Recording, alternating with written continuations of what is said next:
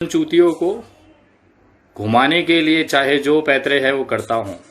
एक छोटा सा चीज डाल देता था सोशल मीडिया पे, ये बेचारे दिन भर मेहनत करते थे, मेरे नाम की माला जपते थे, क्योंकि मुझे समय चाहिए था। मुझे समय चाहिए था मेरा जो काम है उसको पूरा करने के लिए। मुझे समय चाहिए था, इनको उलझा के मैंने रखा ताकि मेरा काम होता रहे। और ये बेचारे समझ भी नहीं पाए कि इनको मैं किस तरह से घुमा रहा हूँ। बिन पगारी फुल अधिकारी। और रही बात चंदा, पेटीएम और ये सारी चीज़ों के सबूत, गवाह, उनके दस्तावेज, फलाना ढिकाना, वो सब डॉक्टर काफिल खान की रिहाई के बाद खुद दिया जाएगा और ऐसा जवाब मिलेगा। मुझे समझ नहीं आ रहा है कि बेचारे ये किस जगह जाके मुंह छुपाएंगे। मतलब ये किस जगह उस समय कैसे लोगों से नजर मिला पाएंगे। सबसे बड़ी दुर्भाग्य की बात है, जिस मुसलमान के नाम की आईडी बना के ये लोग मुझे ट्रोल कर रहे थे, उसी की पोस्ट पे जा जाके मुस्लिम लोग, युवा, इनकी मां बहन कर रहे थे। मतलब मुझे समझ में नहीं आया कि इनको हासिल क्या हुआ। इनको इतनी गालियां पड़ी हैं लगभग सोशल मीडिया पे, जहां पे भी इन्होंने पोस्ट डाले हैं मेरे विरोध में मुस्लिमों आईडियो से, वहां पे मुसलमान भाई ही खड़े होके उन्होंने जिस तरह से उन लोगों की मां बहन की है, मैं सोच नहीं सकता। एक पल मेरे साथ ऐसा हुआ कि मुझे लगा कि शायद मैंने ये गलत कदम उठा लिया है, मुझे डॉक्टर काफिल का केस नहीं लेना चाहिए था। लेकिन जिस तरह से मुस्लिम समाज के लोगों ने और खासतौर के युवा वर्ग ने जिस तरह से मेरा साथ दिया, इतनी सारी अफवाहें के बावजूद कि विनय दुबे पेटीएम मांग रहा है, बिना कफिल के परिवार के, बिना उनकी जानकारी के पैसे ले रहा है, उसके बावजूद लोग वहां पे मेरे साथ डटे रहे। ये मैं दिल से सैल्यूट करता हूं कि उन्होंने इतना विश्वास मुझ पे जताया है, उन्होंने जो एक भरोसा मुझ पे दिखाया है। और मैं आपको यकीन दिलाता हूं, ये भरोसा और ये विश्वास कभी टूटेगा नहीं। टूटेगा तो उन लोगों का हौसला जो मेरे खिलाफ कैंपेन चला रहे थे, क्योंकि अगले कुछ दिनों में ऐसी चीजें होने वाली हैं जो उन्होंने सपनों में नहीं सोचा था कि ऐसा भी कुछ हो सकता है। खास करके डॉक्टर काफिल खान के केस में मैं इलाहाबाद जा रहा हूं और मेरी कोशिश है 22 तारीख की या फिर ज्यादा से ज्यादा उसकी अगली हियरिंग के अंदर अंदर डॉक्टर काफिल खान अपने परिवार के बीच में रहेंगे। जो संकल्प मैंने लिया है वो पूरा करके ही रहूंगा, क्योंकि आज तक का मेरा इतिहास रहा है, मैंने कभी भी कोई काम अधूरा नहीं छोड़ा। जब मजदूरों के लिए आवाज उठा के केंद्र सरकार को झुका सकता हूं, उनके लिए ट्रेन और बसें चलाने के लिए मजबूर कर सकता हूं, ये तो बहुत छोटा सा केस है। मुझे पता है कहां दबाने से सरकार आएगी लाइन पे और डॉक्टर काफिल खान आजाद होंगे। मेरी कोशिशें जारी हैं। मैं तमाम उन लोगों से धन्यवाद करता हूं जिन्होंने इस मुश्किल घड़ी में, इस अफवाह जैसी घड़ी में भी मुझ पे विश्वास जगाया, भरोसा दिया। और उन लोगों की मां बहन की तबीयत से वो देख के थोड़ा सा मुझे सुकून आया।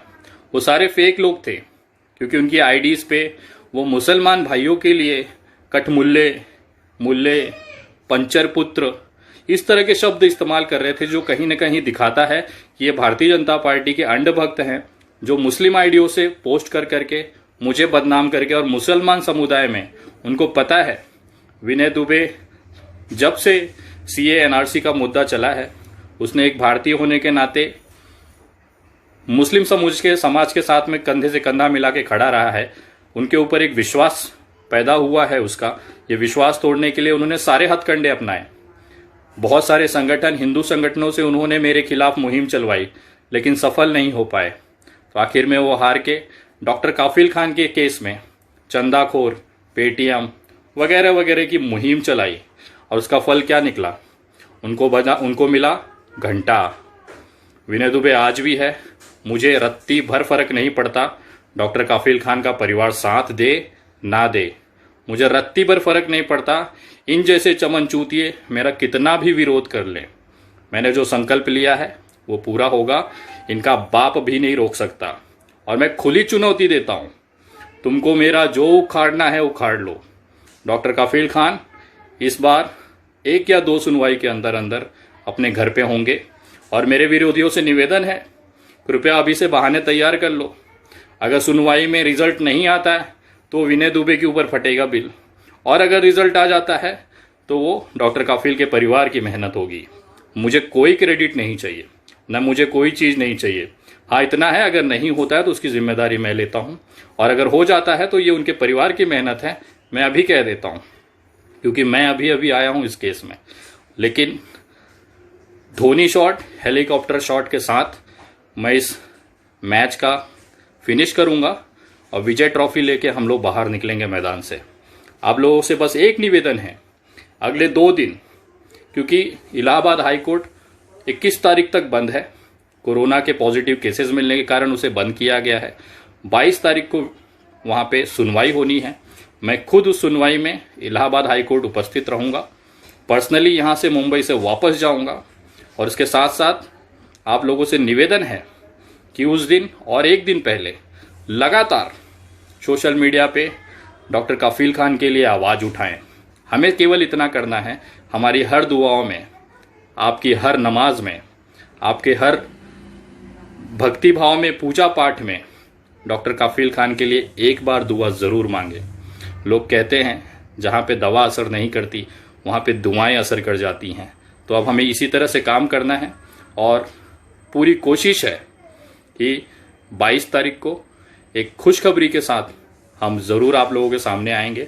और जहाँ तक उम्मीद है, इस बार डॉक्टर काफिल खान रिहा होकर रहेंगे, अगर हम एक साथ एक तरह से पूरा देश एकजुट होकर काम करें। मैं तमाम लोगों से निवेदन करता हूं, और विरोधियों से निवेदन है, पिछवाड़ा तेल लगा के रखो। डॉक्टर काफिल खान के रिजल्ट के बाद तुम सबका हिसाब होगा, और मेरे स्टाइल में होगा, तबीयत से होगा। लाखों करोड़ों की संख्या में सोशल मीडिया पे भारतीय जनता पार्टी के अंध भक्त मेरा बाल बाका नहीं कर सके, और तुम चमन चूतिए इत्तू से लौंडे मुझे चैलेंज करते हो। मैं बिजी था, ये एक बार मामला निपट जाने दीजिए, उसके बाद तो हफ्ते भर तुम्हें लूंगा मैं तेल लगा लगा के। कहाँ तेल लगेगा और कहाँ लूंगा ये दुनिया जानती है। ये स्माइल तुम सबके लिए खास तौर पे गिफ्ट। आता हूँ ब्रेक के बाद।